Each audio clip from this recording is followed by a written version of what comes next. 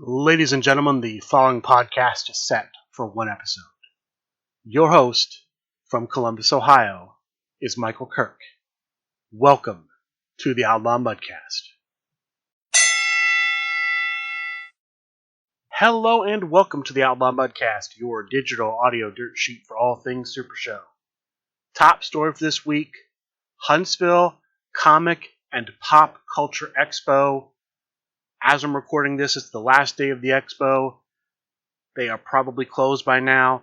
Let me go through the events. Let me go through the releases. I'm going to start with the releases. Friday, there weren't too many releases. As far as I know, there were no con-exclusive promos like there were last year. There was only one competitor set released. That was Ninja Hummingbird. And there were a number of Ring of Fire cards that were available for sale, both on the website as well as in person at the convention at Huntsville Comic and Pop Culture Expo. Breaking news, though, shortly before I started recording, apparently they had a bunch of other competitor sets at the convention that they just completely overlooked.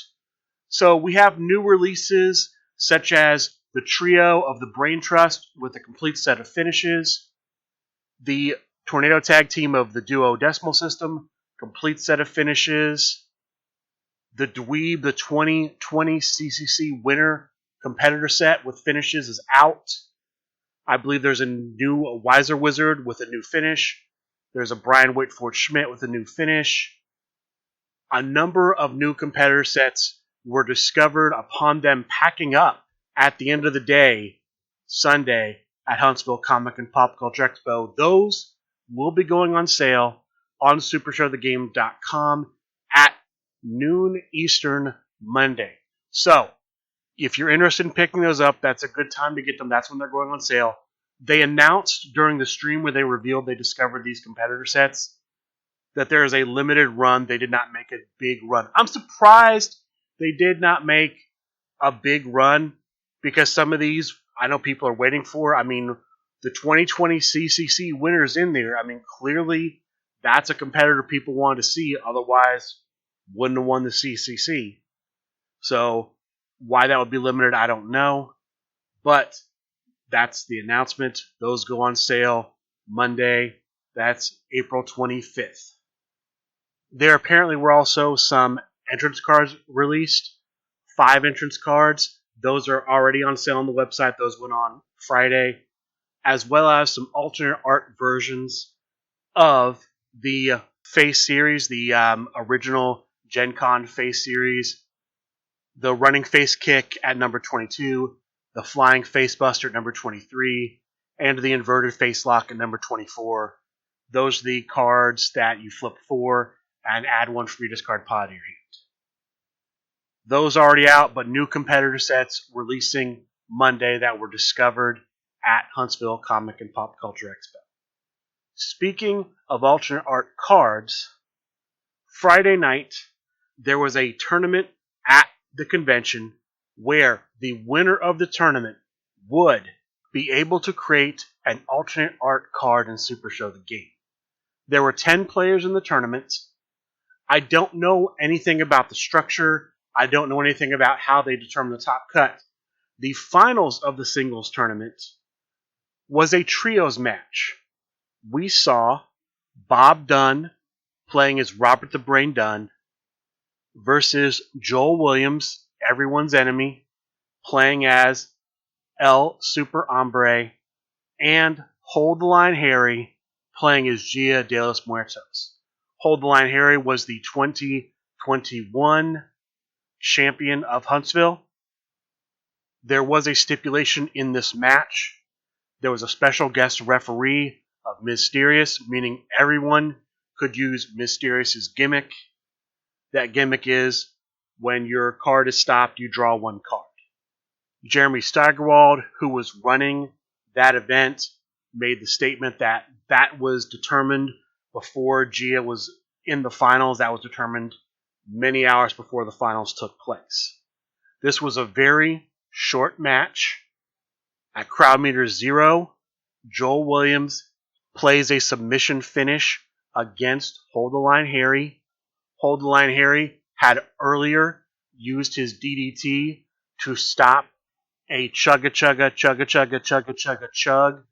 from the brain from Bob Dunn. So he had no stop for the submission finish. Joel Williams rolls a 10, and even with Bob Dunn assisting, Hold the Line Harry does not break out. Joel Williams wins the 2022 Huntsville Comic and Pop Culture Expo Heavyweight Championship Tournament, meaning he'll get to create that alternate art card for the Super Show. He also will face last year's winner, Hold the Line Harry, for a shot at the championship.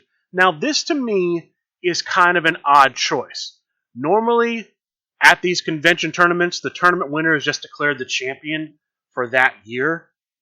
Apparently at Huntsville, they've decided that the previous champion will defend against the tournament winner, and the previous champion gets to use, from what I saw, and I could be wrong about this, they get to use the heavyweight championship belt. So they get that +2 to either their strike, grapple, or submission skill. That was very much a surprise to me. I'm surprised they decided to do that in the format, especially when we get to the tag team format later. But Hold the Line Harry, playing as Hold the Line Harry, faces Joel Williams, playing as El Super Hombre, in a match that goes all the way to crowd meter 4, no stipulation. The winner pulling it out at the end and remaining the Huntsville World Heavyweight Champion, Hold the Line Harry. Congratulations to him for winning that. Saturday, there's no event. Instead, convention goers are urged to go to a New South Pro Wrestling show taking place, from what I read, about 30 minutes from the convention hall. This is the promotion that SRG produced a box set for earlier this year that Dump Sanders runs. There were, from what I understand, a couple of championship matches that took place that day. The first, the Bluegrass Championship, was on the line. The champion, Jeff McPeak, a.k.a. General Lee Wong, playing as Pretty Boy Snow, took on the challenger, Mackenzie McPeak, a.k.a. Mac Attack, using Merlin Von Berlin. This was right at the end of the convention. The convention hall was closing in 15 minutes, so if the match could not be completed in 15 minutes, the champion would retain. However, at crowd meter 1, Mac Attack hits the finish, rolls, I believe, a 10. The champion cannot kick out, and so Mac Attack is the new Bluegrass champion. Congratulations to her. The other championship match, which took place a bit earlier, was for the ACCW Heavyweight Championship. The current champion was Joel Williams. He was the champion, the reigning champion, with Ra Ra Perry. His challenger, booked apparently by Teddy Long, the Lucha Maniacal Uberstar, playing as the Lucha Maniacal Uberstar. This was also a short match, only went to crowd meter 1. The winner, new champion, Lucha Maniacal Uberstar. Congratulations to the Uberstar for becoming ACCW champion.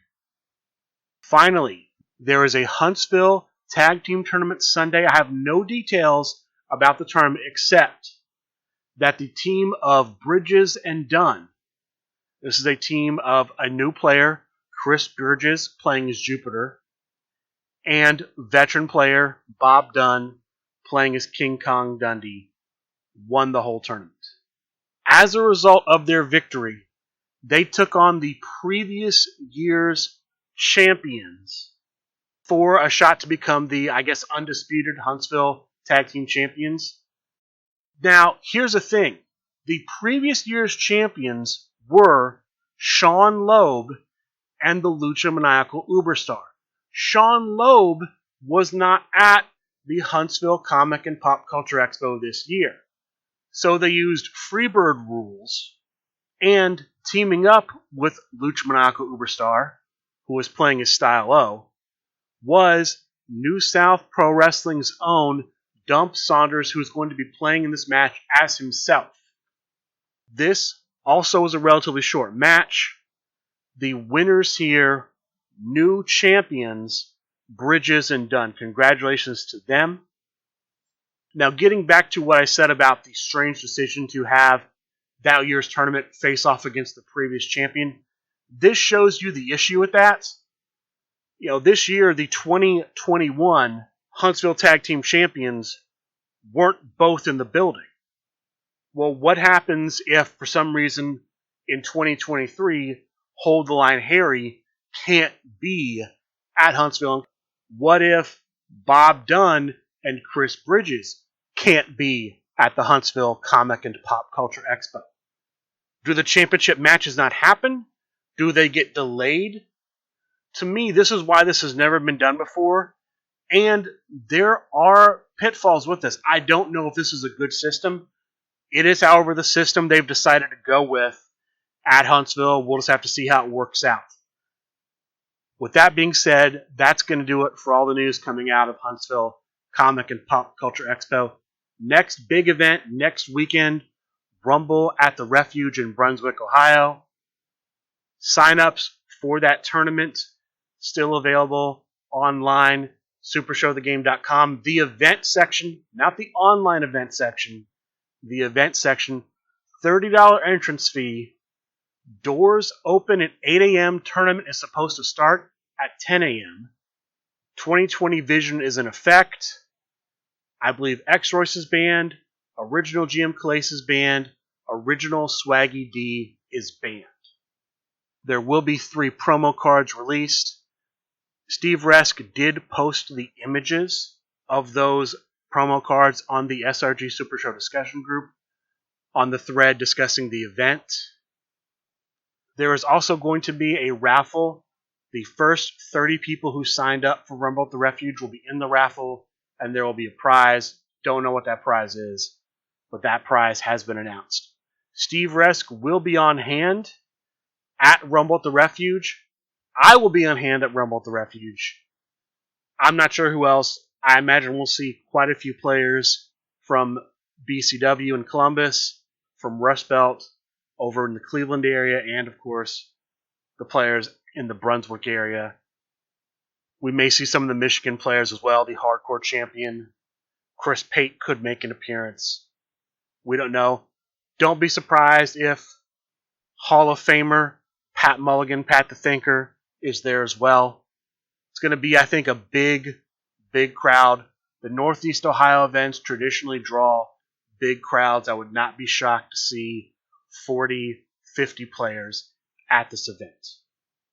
Outside of that, the next big event that I'm aware of is Origins, which is in June. I believe it's the second weekend in June, Wednesday through Sunday. And then nothing's really in May. Don't know if there are any plans for May that SRG is going to announce. Right now, from what I know, May is open. No real big tournaments, no CACs. Rumble at the Refuge is a CAC tournament, a Create a Competitor tournament, in case I haven't mentioned that. The prize for winning the main tournament is the ability to create a competitor in Super Show the Game.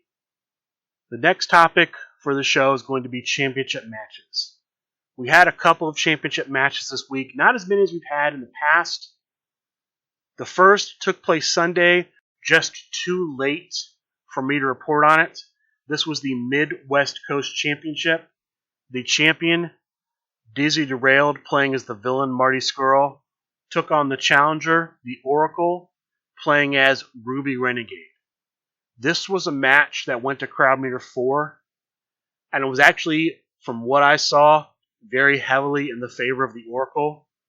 Dizzy Derailed was able to stay in it because the belt gives her +1 to her breakout rolls, which saved her at crowd meter 2 and at crowd meter 3. At crowd meter 4, however, the Oracle hits a finish that is too high for Dizzy to break out of, and the Oracle becomes the new Midwest Coast champion. Congratulations to the Oracle. I believe this is her first time holding a regional belt.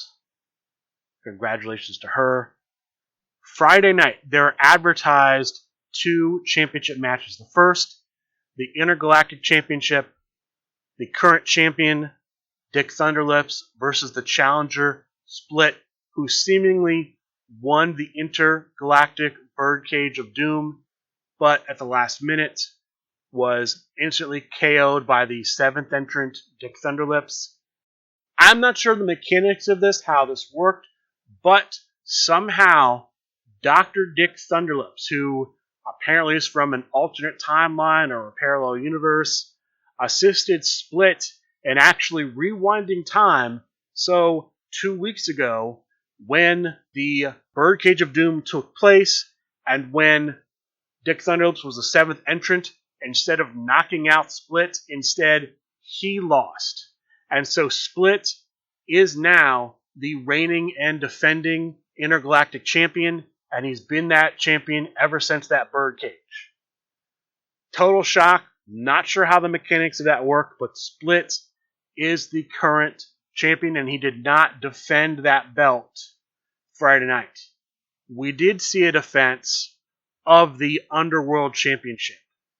Alec Ventresca, the champion with Kenny Omega, took on the challenger, Candy Mam, playing as Candy Mam. Candy Mam won an 8-player contender tournament to become the contender for the belt. Because Alec Ventresca used cards that would cause a disqualification in the last match against John Polverino, they decided to make this a no disqualification match. I'm surprised. I would have reserved a no disqualification for a rematch with a player who won, but won via disqualification, so they did not get the championship. They apparently decided to take away the champion's advantage by making this match a no disqualification. It did not really matter, though, because Candy Mam dominated the match, won the vast majority of turn rolls, hit a finish at crowd meter 0, and the champion could not break out.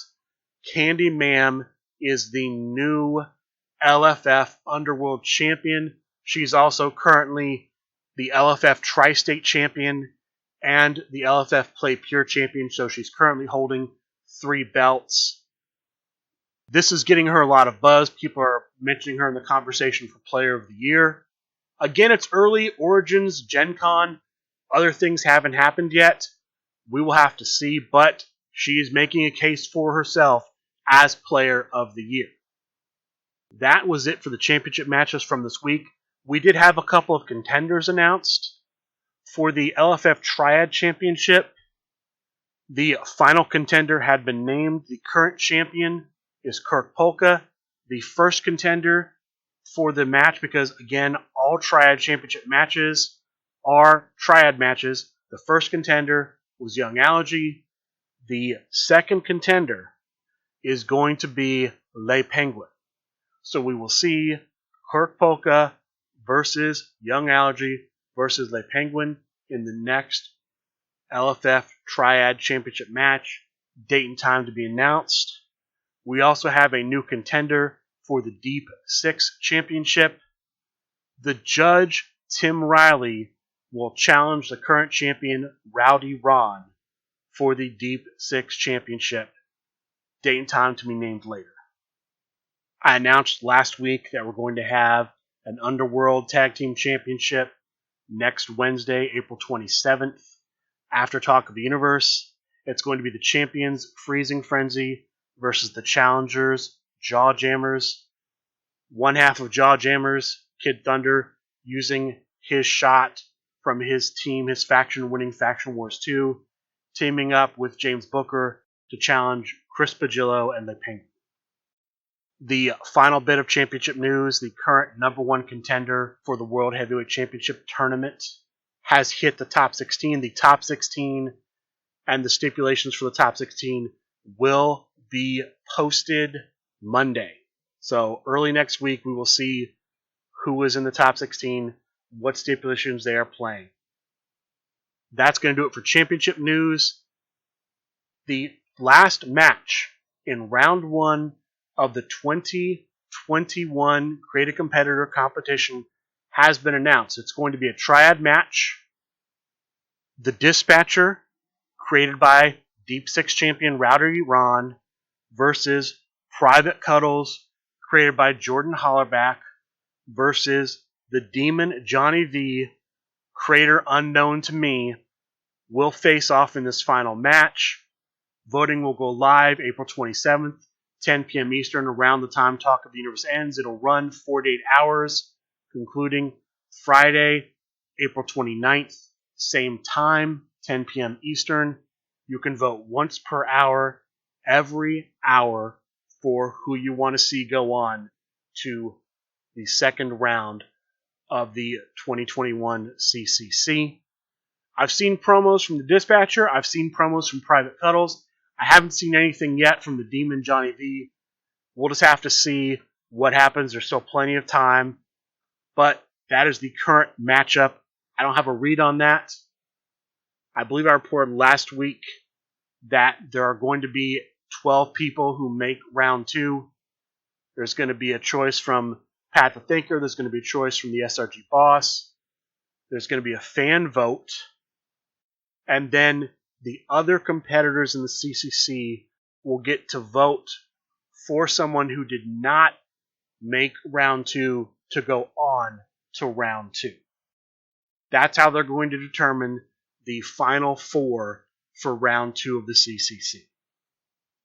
One last bit of news before I talk about tournaments from this past week. Evil Ed the Cheesehead is very active on the Twitch page, constantly giving viewers subscriptions to the SRG Universe Twitch channel. Evil Ed recently hit a total of 300 gifted subs to the SRG Universe Twitch channel. As a result, Steve Resk, the SRG Boss, has awarded Evil Ed an alternate art card in Super Show the game.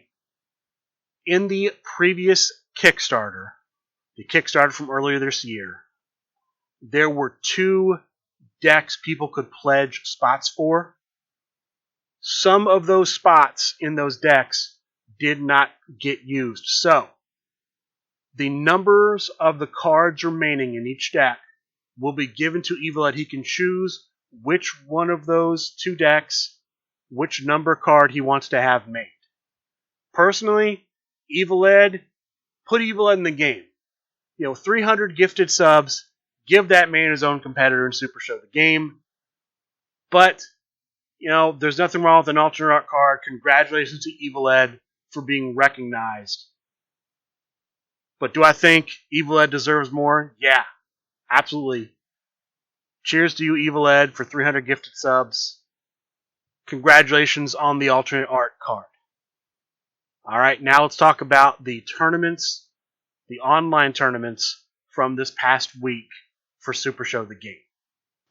Monday night, we have another edition of Monday Night Boss Fights. Originally, it was run by the SRG Boss and the Cheetah. However, due to some technical issues on the Cheetah's end, Chris Pagillo, the Italian Mabata, ends up taking over the event. This was a 12-player event. 2 groups of 6 players each played off round-robin style. Top 3 from each group advanced to a top 6 cut. The top player from each group received a bye in the first round of the top cut. So we had 2 singles matches. Then the winners of those played the players at a bye in the semis and then finals. Here are the top 4 from that event. In 4th place, using Night Terror, Jeff McPeak.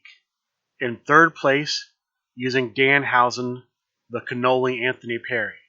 The finalists were the Judge Tim Riley playing his Big Match Pete, and Lucky Cat Nico playing his Rainbow Girl. The winner of the Monday Night Boss Fights, Lucky Cat Nico. Congratulations to Nico for the victory.